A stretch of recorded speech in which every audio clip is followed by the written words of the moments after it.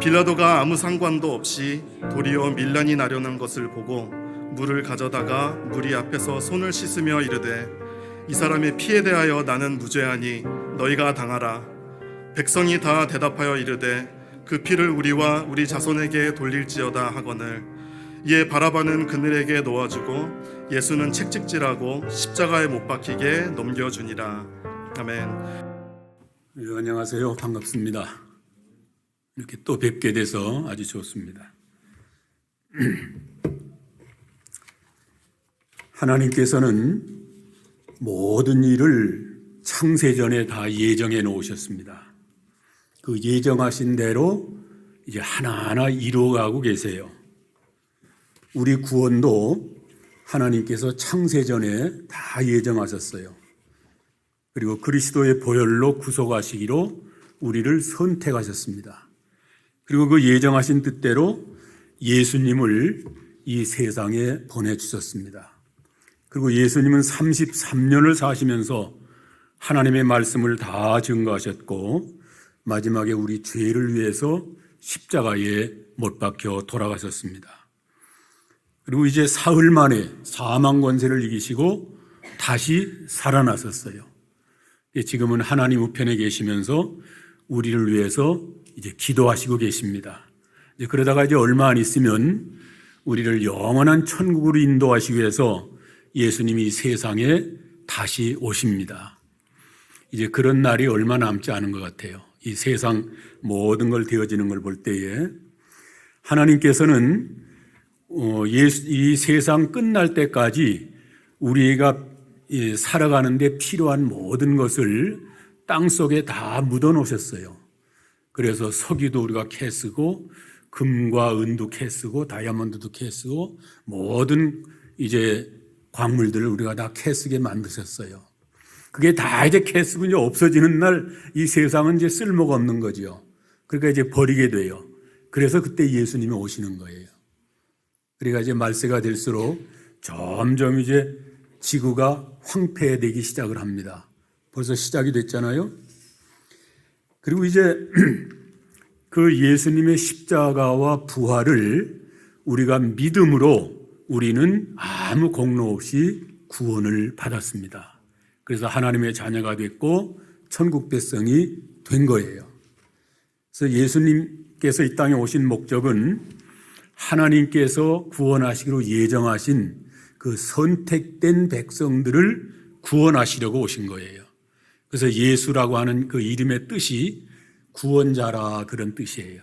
마태복음 1장 21절에 보면 아들을 낳으리니 이름을 예수라 하라. 이는 그가 자기 백성을 저희들의 죄에서 구원할 자이심이라 그랬어요. 자기 백성, 그러니까 모든 백성이 아니고 자기 백성, 하나님의 백성, 택하신 백성을 구원하시기 위해서 예수님이 이 땅에 오셨습니다. 그리고 우리가 그 예수님을 믿게 된 것은 내가 믿는 것이 아니고 성령께서 내 마음을 감동시켜서 예수님이 구주로 믿어지는 믿음을 주신 거예요. 그래서 우리가 예수님 믿고 구원받은 거예요. 누구든지 성령으로 말미암지 않고는 예수를 주시라 할 자가 없다고 그랬어요. 그 예수님 우리가 믿게 된 것이 얼마나 감사한지 몰라요. 저와 여러분들은 다 예수님 믿고 구원받아 하나님의 자녀가 됐어요. 이제 오늘 돌아가서도 걱정할 게 없어요. 우리는 천국 가니까 영원한 나라에서 영원토록 우리는 살게 될 거예요. 우리 기독교의 복음은 절대로 믿을 수가 없습니다. 우리 기독교의 복음은 절대로 아무나 믿을 수 있는 복음이 아니에요. 그게 이제 이사야서 53장 1절이에요. 우리의 전하는 것을 누가 믿었느냐? 아무도 믿지 못한다 그 말이에요. 이 기독교의 복음은 절대로 아무나 믿을 수 있는 복음이 아니에요. 그런데 또 반대로 말하면 우리 기독교의 복음은 절대로 안 믿을래야 안 믿을 수가 없는 것이 기독교의 복음이에요. 이사야서 53장 1절입니다. 우리의 전한 것을 누가 믿었느냐? 아무도 안 믿는다 그 말이에요. 절대 믿을 수 없는 복음이에요. 그 다음에 뭐라고 그랬어요? 여호와의 팔이 네게 나타났느냐? 여호와의 팔이 나타난 그 사람들은 안 믿을래야 안 믿을 수 없는 것이 기독교의 복음이고, 여호와의 팔이 나타나지 않은 그 사람들은 절대로 믿을 수 없는 것이 기독교의 복음이에요. 근데 저와 여러분들은 어떻게 해서 예수님 믿게 됐어요? 하나님의 팔이 우리를 붙잡고 계시는 거예요. 그래서 안 믿을래 우리는 안 믿을 수가 없는 거예요. 우리는 끝까지 예수님 잘 믿다가 이제 예수님과 함께 영원한 영광을 받게 될 것입니다. 이 예수님 당시에 그 이스라엘 나라는 로마에게 지배를 받고 있었어요. 로마의 속국이 돼서 로마의 지배를 받고 있었어요. 그래서 이스라엘 나라 임금 왕이 헤롯이고, 또 사내들인 공회가 70명으로 구성된 이스라엘 원로들로 인해서 70명으로 구성된 사내들인 공회도 있었어요. 말하자면 국회를 말하는 거예요. 공회는 국회를 가리켜요, 오늘날. 그러니까 왕도 있고 국회도 있지만 그런 아무 권한이 없어요, 그 사람들은. 왜? 지배당했으니까. 그래서 로마 사람인 총독 빌라도가 이제 이스라엘을 지배하고 있었습니다. 그래서 총독 빌라도는 3권을 장악하고 있었어요. 입법, 사법, 행정 모든 3권을 장악하고 있었기 때문에 유대인 헤롯 왕이나 사내들인 공의회는 허수아비에 불과한 거예요. 명칭뿐이지 아무런 권한이 없어요. 그건 로마 정부로부터 그저 월급이나 조금 받아먹고 사는 사람들이에요. 그래서 예수님이 우리를 위해서 십자가를 지시기까지는 여러 사건들이 성경에 나타나고요. 그 다음에 여러 종류의 사람들이 나옵니다. 십자가 주변에. 그래서 총독 빌라도도 나오고 유대인들도 나오고 제자들이 나오고 또 경건한 여성도들, 막달라 마리아 같은 경건한 여성도들이 나오고, 또 십자가 주변에는 두 강도도 나오고, 또 십자가를 대신 지고 갔던 아리마대 사람 요셉도, 구레네인 시몬도 나오고, 또 예수님의 그 옥체를 장사 지냈던 그런 아리마대 사람 요셉과 니고데모도 나오고, 이렇게 여러 종류의 사람들이 나와요. 근데 그 많은 사람들 중에 그때 그 자리에 내가 거기 있었더라면 나는 어떤 사람이었을까 하는 걸 한번 우리가 생각해 볼 필요 있잖아요. 그래서 오늘 제목을 거기 너 있었는가? 그때 그 자리에 내가 거기 있었더라면 나는 과연 어떤 사람이었을까? 빌라도 같은 사람이었을까? 유대인 같은 배은망덕한 사람이었을까? 예수님을 버리고 달아나는 비겁한 제자들 자리에 있었을까? 나는 경건한 여성도들 같이 마지막 죽음의 자리까지 따라가는 그런 신앙의 자리에 있었을까? 나는 예수님의 십자가를 대신 짊어진 구레네인 시몬 같은 사람이었을까? 나는 과연 누구였을까? 한번 이 시간에 우리가 생각해 보는 것도 좋을 것 같아요. 근데 그 많은 사람들을 다 일일이 말씀드리긴 어렵고, 오늘은 그 중에서 이제 총독 빌라도하고 유대인들에 대해서만 조금 살펴보려고 합니다. 짧은 시간이기 때문에 나머지 거는 다음에 제가 혹시 오게 되면 그때 또 말씀드릴게요. 이 총독 빌라도는 로마 사람이에요. 이스라엘을 다스리기 위해서 총독으로 파견된 사람이에요. 유대인들이 예수님을 죽이려고 했지만은 그들에게는 사형권이 없습니다. 아무 권리가 없어요. 그러니까 총독 빌라도에게 예수님을 죽여달라고, 사형을 언도 내려달라고 예수님을 고소한 거예요. 그래서 예수님이 유대인들에게 끌려서 총독 빌라도 앞에 섰습니다. 총독 빌라도는 이 사람이 무슨 죄가 있길래 이렇게 많은 사람들이 저렇게 소리를 질러가면서 십자가에 못 박아야 됩니다고 외쳐대는가? 그래서 자기의 정치적 수완을 다 동원해서 예수님을 여러 가지 방법으로 신문해 봤어요. 그러나 예수님에게서는 아무런 죄가 발견되지 않았어요.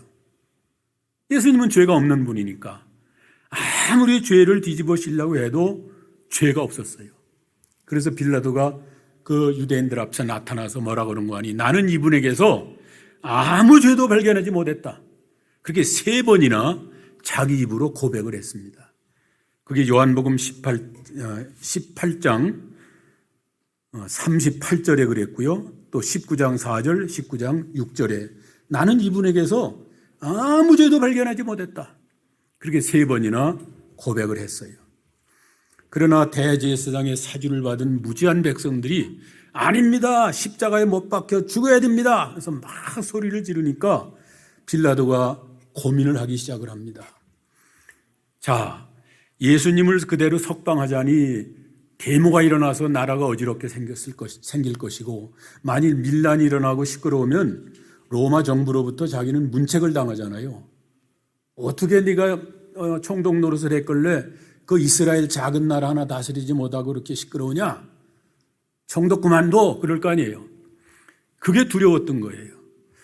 그러나 또 예수님을 사형언도를 내려서 하자니 죄목이 없어요. 아무 죄 없는 사람 어떻게 사형언도를 내릴까? 그래서 이러지도 못하고 저러지도 못하고 고민에 빠졌습니다. 그때 그 모습을 본 빌라도의 아내가 사람을 보내가지고 저분에게 아무런 못된 짓을 하지 마세요. 저분은 의로운 분입니다. 저분은 거룩한 분입니다. 저 의로운 분에게 아무런 해를 끼치지 마세요. 그리고 자기 남편을 설득을 했습니다. 그게 마태복음 27장 19절이에요. 빌라도의 아내가 죄 없으신 예수님을 변호하면서 저분에게 아무런 상관도 하지 마세요. 당신 큰일 납니다. 그렇게 얘기하니까 빌라도가 더 고민에 빠지는 거예요. 자, 이러지도 못하고 저러지도 못하고 자, 어떻게 하면 좋겠는가? 빌라도가 그때 그 아내의 말을 들었더라면 참 좋을 뻔했는데, 그러니까 남자들은 아내의 말을 잘 들어야 돼요. 아내 말을 잘 안 들으면 시끄러워요. 집안이 시끄러워. 잘 듣는 게 좋아요. 저같이 나이가 먹을수록 자꾸 들어야 돼요. 그 빌라도가 이리저리 고민하다가 이제 한 가지 묘안이 떠올랐어요. 그건 뭔가 하니 유대인의 큰 명절인 유월절이 되면 죄수 하나를 석방하는 그런 전례가 있는 걸 알았어요. 그래서 마침 바라바라고 하는 흉악범이 지금 사형언도를 받기 위해서 감옥에 있었어요. 그러니까 바라바와 예수님을 동등시해 놓고 자, 이들 중에 누구를 풀어주랴? 그리고 물었어요. 이 바라본을 풀어주면은 유대인들이 지금 불안해요. 이 사람은 아무나 막 닥치는 대로 죽이는 사람이에요. 한국에 지금 막 정신 이상한 사람들이 막 아무나 죽이는 사람 있잖아요. 지나가는 행인한테 막 칼 찌르고 막 그런 사람들이 있잖아요. 그래서 그거를 묻지마 살인이라고 그래. 묻지마. 묻지도 않고 따지도 않고 그냥 무조건 죽이는 거예요. 아무 관계도 없이. 자, 그런 일을 당하면 얼마나 불안해요. 그 흉악범이 다니면서 많은 사람을 죽이고 오늘은 저 아무개가 죽었대, 오늘은 아무개가 죽었대, 자꾸 그런 소문이 퍼지면 얼마나 불안하겠어요. 그래서 유대인들이 아이고 그 사람을 풀어주지 말고 예수님 풀어주세요. 그럴 줄 알았어요, 빌라도는. 그런데 이미 이성을 잃고 대제사장의 사주를 받은 군중들은 그만 예수님을 십자가에 못 박고 바라바를 풀어달라고 소리쳤습니다. 그래서 마가복음 15장 5절에 보면 빌라도가 무리에게 만족을 주고자 하여 바라바는 풀어주고 예수는 채찍질하고 저들의 손에 넘겨주었더라 그랬어요. 이 빌라도는 자기 양심을 속이고 죄 없는 예수님을 무리에게 넘겨줬습니다. 그는 진리를 외면한 불의한 재판관이었습니다.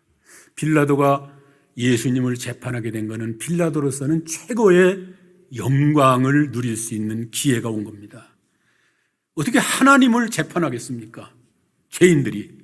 그러니까 빌라도가 예수님을 재판하는 것은 지금 최고의 영예를 얻을 수 있는 찬스가 온 거예요. 그래서 빌라도가 이 군대들을 동원해서 이 죄 없는 예수님을 왜 죽이라고 그러느냐? 안 된다. 이분은 거룩한 분이고 깨끗한 분이다. 의로운 분이다. 그래서 군대들을 동원해서 예수님을 보호하고 그 폭도들을 진압했어야 돼요. 그건 빌라도의 권위로 얼마든지 할 수 있어요. 왜? 빌라도는 삼권을 장악한 왕이기 때문에 얼마든지 자기가 할 수 있음에도 불구하고 사람들에게 만족을 주기 위해서 의인 예수님을 정죄하고 불의한 재판을 했던 겁니다. 만일 빌라도가 이 군대를 동원해서 그 모든 반란자들을 진압시키고 예수님을 보호했더라면 빌라도는 하나님의 큰 축복과 그 은혜를 받았을 거예요. 그리고 그의 이름이 영원히 빛났을 겁니다. 그렇지 않겠어요? 근데 빌라도는 그 좋은 찬스를 그만 놓치고 말았어요.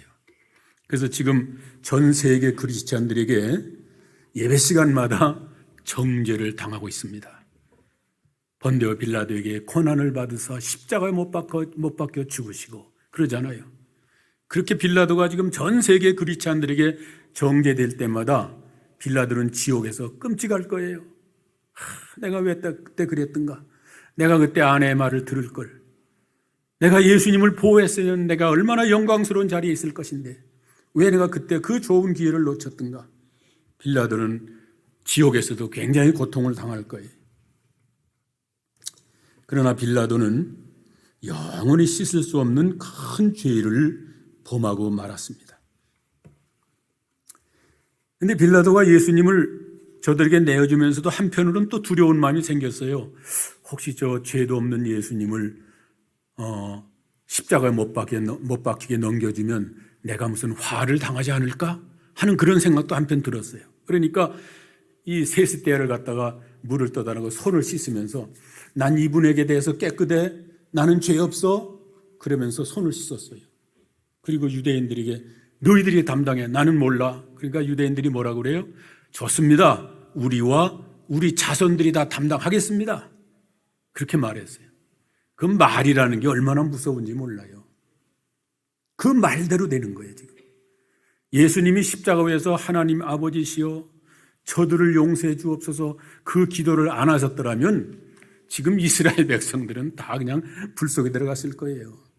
하나님 예수님이 그래도 저들을 용서해 주옵소서 했기 때문에 지금 저 정도 살아있는 거예요. 유대인들은 지금도 많은 고통을 당하고 있어요. 나와 우리 후손이 당하겠습니다. 그랬기 때문에 두고두고 대대로 고통당하는 거예요. 여러분 군대 갔다 와가지고서 예비군 훈련 받잖아요. 한국에는 그 예비군 훈련 1년에 한두 번 받는 것도 굉장히 귀찮아요. 그래서 그걸 돈 주고 대신 받기도 하는 그런 사람도 있어요. 저는 예비군 훈련을 한국에 있을 때 받아봤는데 저는 이제 군대 생활했을 때도 교회에서 근무했기 때문에 예비군 향목이 됐어요. 향군 목사. 그래서 그분들 모아놓고서는 이렇게 복음 전하고 이제 그러기 때문에 훈련이 이렇게 힘들지 않고 훈련 받는 날을 기다렸어요. 왜냐하면 그 많은 수백 명 놓고서 나는 복음 전할 수 있는 기회가 생기니까. 그런데 예비군 훈련 받는 사람들을 보면 그 하루 받는 1년에 하루나 이틀 받는 게 그렇게 귀찮아가지고요. 굉장히 아주 귀찮아요. 그런데 유대인들은요. 여자나 남자나 할 것 없이 다 군대 가야 돼요. 지금도 20살만 되면 다 군대 가요. 여자나 남자나. 그리고 계속 전쟁 속에서 시달리고 사는 거예요. 지금도. 언제 무슨 일이 일어날지 몰라요. 여러분 이스라엘을 갔다 와 보셨겠지만은 이스라엘 나라는 이렇게 내 백을 이렇게 한 군데 놔두고 어디 갔다 와도 그냥 그 자리에 있어요.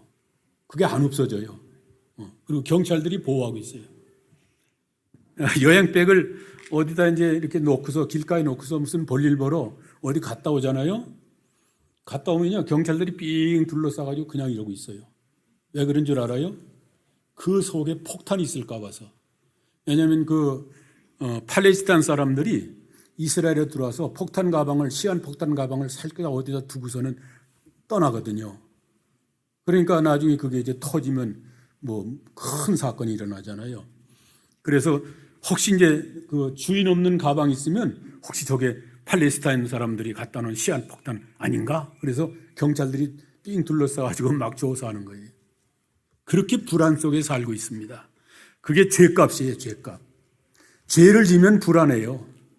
죄를 지면은요, 고연히 불안한 거예요. 아담과 하와가 죄를 짓고 나니까 불안해서 동산 나무뒤에 숨었다고 그랬어요. 누가 보는 사람도 없는데, 그때 아담과 하와 두 사람밖에 없잖아요. 그런데도 동산 나무뒤에 숨어서 덜덜덜 떨고 있는 거예요. 사람이 죄를 지면 그렇게 불안해요. 그래서 유대인들이 지금 죄값을 받고 있어요. 빌라도가 자기 자신의 지위와 권세로서 올바른 판단을 내릴 수 있는 그 권위가 있음에도 불구하고 그는 비겁하게 그 백성들의 민심을 얻기 위해서 의인 예수님을 정죄하는 그런 불의한 재판을 했던 겁니다. 그래서 역사가 유세비에스에 의하면 총독 빌라도는 자기의 잘못된 판단을 오랫동안 후회하고 고민하다가 결국은 자살로 생애를 마감했다. 그렇게 기록이 되어 있습니다. 빌라도는 이방인이라도 예수님을 석방하려고 힘썼어요. 요한복음 19장 12절에 빌라도가 예수를 놓으려 했으나 유대인들이 십자가 못 박으라고 외쳤다 그랬어요. 자, 그러면 이제 빌라도는 우리와 빌라도와 한번 연관을 시켜봅시다. 빌라도는 그런 끔찍한 죄를 범했는데 과연 우리는 괜찮은가? 우리 자신에게 한번 적용을 시켜봐요. 빌라도는 삼권을 장악한 왕이잖아요. 근데 왕권을 발휘하지 못한 비겁한 허약한 왕이에요. 오늘 우리도 다 왕입니다. 베드로전서 2장 9절에 너희는 택하신 족속이요 왕 같은 제사장이라고 그랬어요. 우리 다 왕이에요. 예수 믿는 성도는 다 왕이에요. 이 땅에 사는 동안에 내 수권 범위 안에 있는 것이 내 마음대로 할 수 있는 왕권이 내게 있는 거예요. 목사는 강대상에서 왕이에요. 그래서 마태복음을 증거할 수도 있고 마가복음을 증거할 수도 있고 구약성경을 증거할 수도 있고 말라기를 증거할 수도 있고 목사 마음대로 하는 거예요. 물어보고 허락받을 필요 없어요. 그 전에 제가 목회할 때 루터 교회를 빌려서 교회 예배를 드렸는데 루터 교회 목사님이 제 예배 한 두어 번 참석하더라고요. 참석하면서 한번 물어요. 목사님은 설교 준비를 어떻게 합니까? 그래서 일주일 내내 기도하는 가운데 하나님이 주시는 말씀을 마음속에 깨달으면 이거 말씀을 전해야 되겠다. 그렇게 하지요. 그러니까 어떻게 그렇게 목회를 어렵게 하세요? 그래서 그러면 당신은 어떻게 합니까? 그러니까 본부에서 내려온대요. 1년 설교가 딱 내려온대. 52주 설교가 딱 내려오면 거기에 맞춰서 그냥 읽어주면 된대요.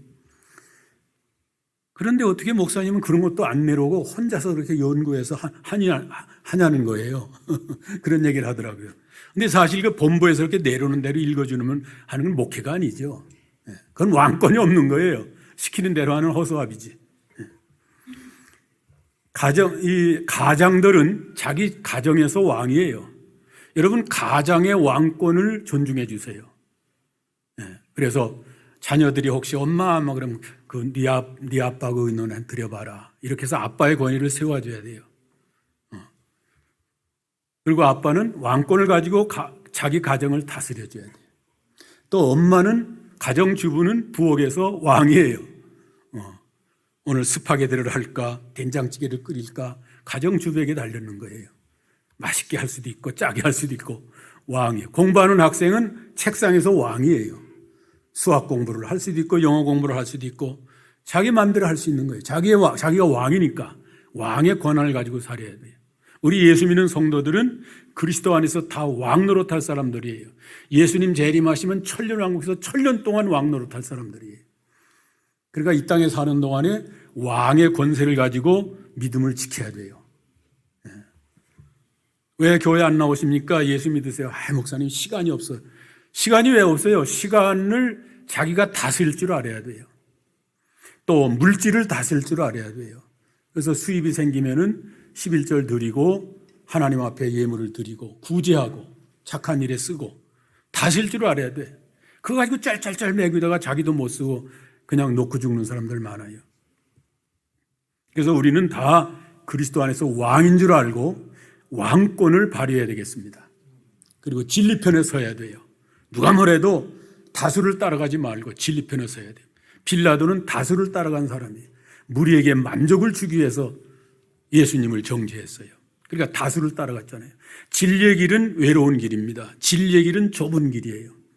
우리는 다수를 따르지 말고 어떤 게 진리인가, 어떤 게 옳은가, 바른 진리를 따라가야 돼요. 그게 왕권을 발휘하는 성도입니다.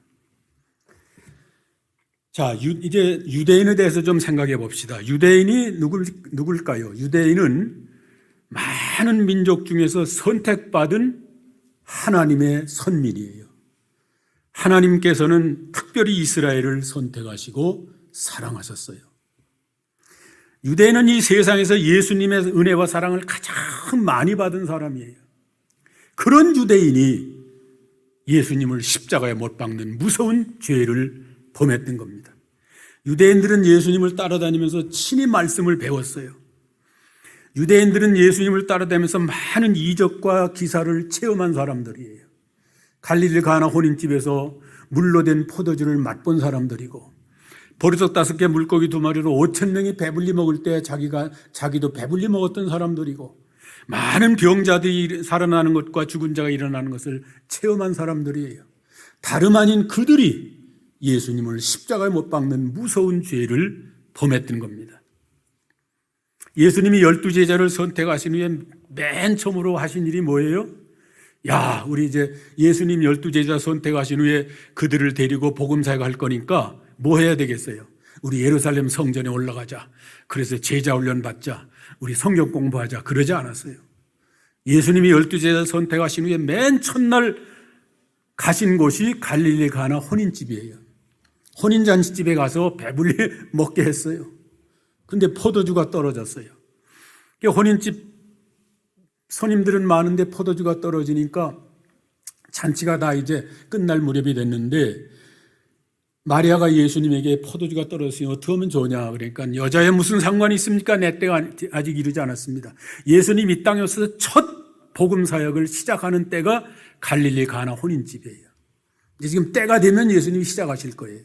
그런데 마리아는 고세를 참지 못하고 떨어졌다, 포도주가 떨어졌다 그러니까 나와 무슨 상관이뇨?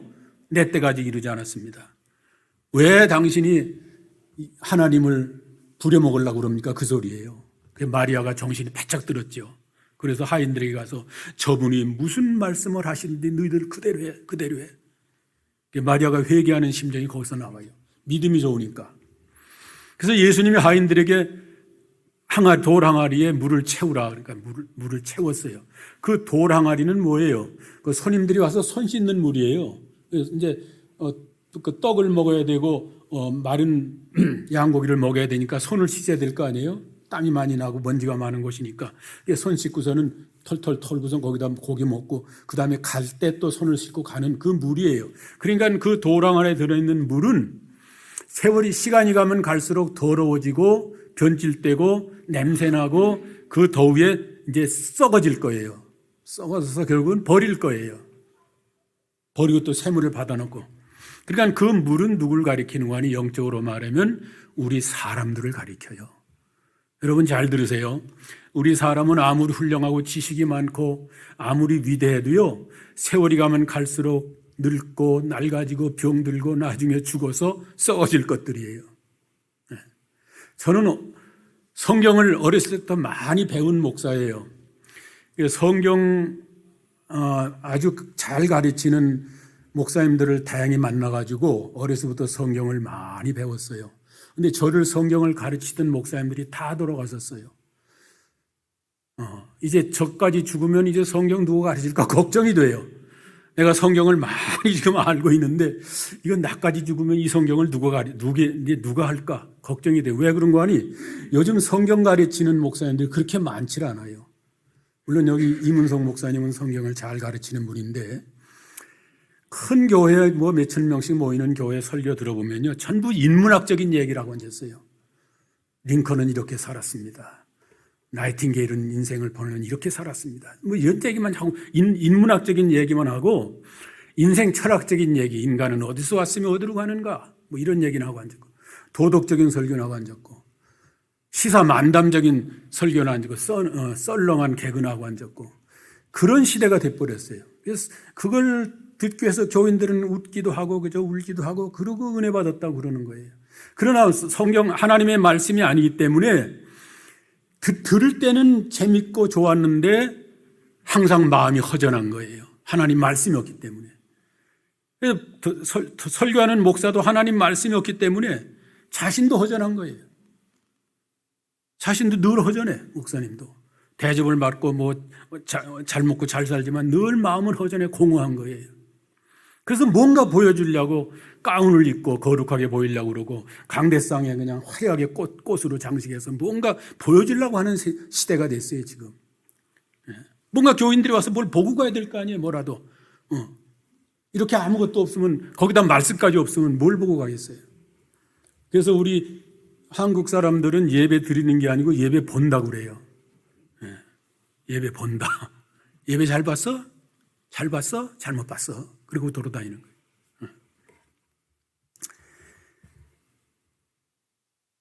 유대인들이 하나님의 사랑을 받은 목적이 있어요. 그거는 유대인들에게는 다른 민족이 가지지 못하는 하나님의 말씀이 있었기 때문이에요. 로마서 3장 1절에 유대인들의 나음이 무엇이며 저들의 우월한 것이 무엇이뇨 범사에 많으니 첫째는 하나님의 말씀을 맡았음이라고 그랬어요. 여러분, 저와 여러분들이 하나님의 사랑을 이렇게 받게 되는 거는요, 우리가 인물이 잘나고 지식이 좋고 성품이 좋아서 그런 게 아니에요. 하나님의 말씀이 우리 속에 있는 까닭에 그런 거예요. 저와 여러분 속엔 하나님의 말씀이 있기 때문에 하나님이 그렇게 우리를 끔찍이 사랑하시는 거예요. 유대인들이 보면은 얼마나 얄미워요. 하나님이 하지 말라는 못된 짓은 다 아는 민족들이 아니에요. 그래도 하나님이 그들을 끝까지 버리지 아니고 사랑하신 것은 그 속에 말씀이 있기 때문이에요. 우리가 비록 부족하고 아무 쓸모도 없지만 하나님이 우리를 끝까지 붙잡고 사랑하시는 것은 우리 속에 하나님의 말씀이 있기 때문이에요. 이 말씀을 간직하는 게 얼마나 귀한지 몰라요. 그래서 고린도전서 4장 7절에는 보배가 담긴 질그릇이라고 그랬어요. 질그릇은 깨지기도 잘하고 깨지면 리사이클도 못하는 거예요. 아무짝에도 쓸모없이 버리는 거예요. 그러나 우리가 그 속에 보배가 담겨 있어요. 하나님의 복음 진리가 담겼기 때문에 하나님이 우리를 그렇게 끔찍이 사랑하는 거예요. 사방으로 우겨쌈을 당해도 쌓이지 아니하고 거꾸로 뜸을 당해도 망하지 않는다고 그랬어요. 그게 복음 진리가 들어있는 질그릇 같은 우리 보배가 담긴 질그릇이에요. 유대인들이 이처럼 악해진 것은 신앙이 잘못됐기 때문입니다. 그들은 자손 대대로 메시아를 기다렸지만 마귀의 종노릇하는 우리를 구원하실 메시아를 기다린 게 아니고 로마 정부로부터 해방시켜줄 정치적 메시아, 육적인 메시아를 기다렸던 거예요. 그래서 예수님이 임금이 되시면, 예루살렘에서 이스라엘의 임금이 되시면 로마 군대들은 다 물러가라 한마디만 하면 다 멸절될 거 아니에요, 초계같이. 그리고 이스라엘은 다윗의 왕국이 다시 회복돼 가지고 유토피아가 될 줄 알았던 거예요. 그런데 그래서 예수님이 예루살렘 입성하실 때 호산나 호산나 하면서 예수님을 환영했어요.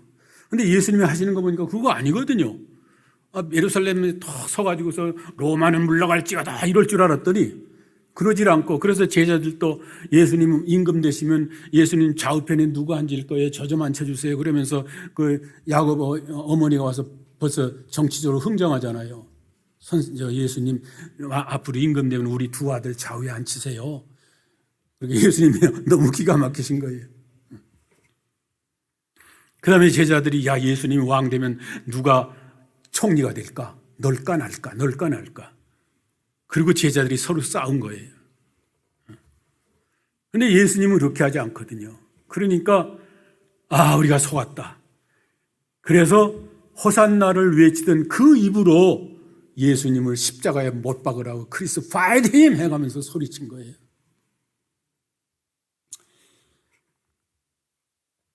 유대인은 하나님의 은혜와 사랑을 가장 많이 받은 사람입니다. 그런 사람들이 시험에 드니까 흉악한 폭도들이 된 거예요. 오늘날 하나님의 은혜와 사랑을 가장 많이 받은 우리가 시험에 들면 우리도 나도 모르는 사이에 무서운 폭도가 되는 겁니다. 그러므로 하나님의 사랑을 가장 많이 받은 성도일수록 더 조심해야 돼요. 더 겸손하고 더 낮아지고 더 조심하고. 신앙이 잘못되면 무서운 죄를 범하면서도 깨닫지 못해요. 자기는 잘하는 줄 알고 있어요. 끝까지 잘하는 줄 알고 있는 거예요. 마귀는 언제든지 은혜 받은 성도들을 넘어뜨리려고 여러 가지 방법으로 미혹하고 있습니다. 그러므로 우리는 말세가 될수록 더욱 믿는 일에 힘써야 됩니다. 말씀을 잘 순종하고 성경을 많이 읽으세요. 제가 지난번에 왔을 때도 이 말씀을 했는데 성경을 좀 많이 읽으세요. 뜻을 몰라도 괜찮아요. 많이 읽어놓으세요. 읽어놓으면 그 말씀이 우리 속에서 역사하게 돼 있어요. 그 말씀이 나를 지키시고 보호하게 돼 있어요. 여러분들 성경을 주무시기 전에도 읽으시고 아침에도 읽으시고 시간 나는 대로 읽으시고 점심 때도 읽으시고 자꾸 읽으세요. 그래서 말씀이 우리 속에서 충만하도록 말세가 될수록 이제는 성경밖에 없어요. 다른 거 없어요. 그래서 말씀은 믿음을 잘 지키다가 다시 오시는 주님을 기쁨으로 영접하는 저와 여러분 되시기를 주의 이름으로 축원합니다.